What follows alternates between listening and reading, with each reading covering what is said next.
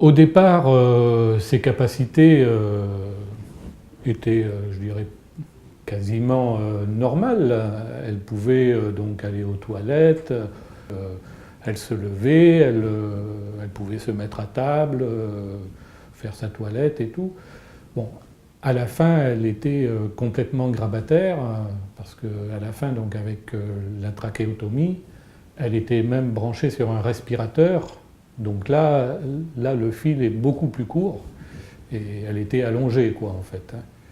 Donc ses capacités, là, étaient quasiment nulles, on va dire. Elle n'avait plus beaucoup d'actions possibles et elle en était consciente.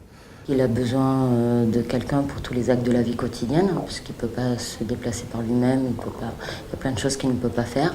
Par contre, il a les capacités intellectuelles complètement intactes. Donc il va au lycée, il a 16 ans aujourd'hui, donc c'est un ado, j'ai envie de dire, comme les autres, dans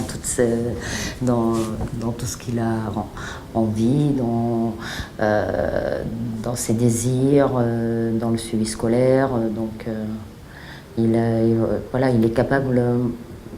Il a besoin, on peut lui donner l'autonomie. Voilà, c'est pas parce qu'il dépend de quelqu'un pour les actes de la vie quotidienne qu'il peut pas être autonome. Au contraire. C'est plutôt pas mal encore. Ils arrivent quand même à marcher un petit peu, à faire des petites choses.